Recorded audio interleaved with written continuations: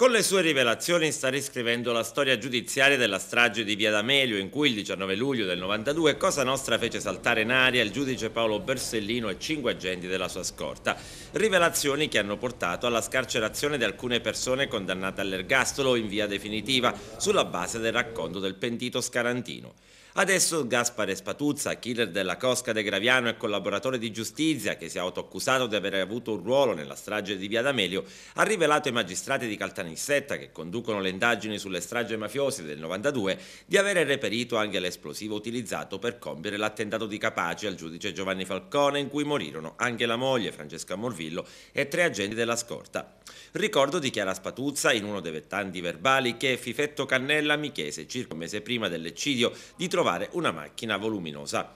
Spatuzza, che procurò anche la Fiat 126 utilizzata come autobomba in via D'Amelio, racconta: ci recammo a Porticello, dove trovammo un certo Cosimo di circa 30 anni ed assieme a lui antammo su un peschereccio attraccato al molo, da dove recuperammo dei cilindri dalle dimensioni di 50 cm per 1 metro legati con delle funi sulle paratie della barca. Successivamente constatai che al loro interno vi erano delle bombe. Recuperati i fusti, prosegue Spatuzza, li caricammo sull'autovettura per dirigerci verso la mia abitazione.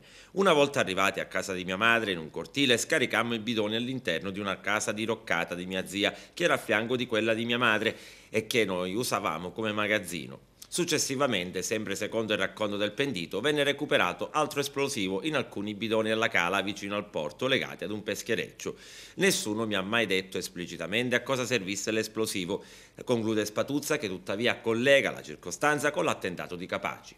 Rivelazioni importanti alla vigilia delle cerimonie per ricordare il ventennale della strage, con diverse iniziative a cui parteciperanno anche il capo dello Stato Giorgio Napolitano e il premier Mario Monti.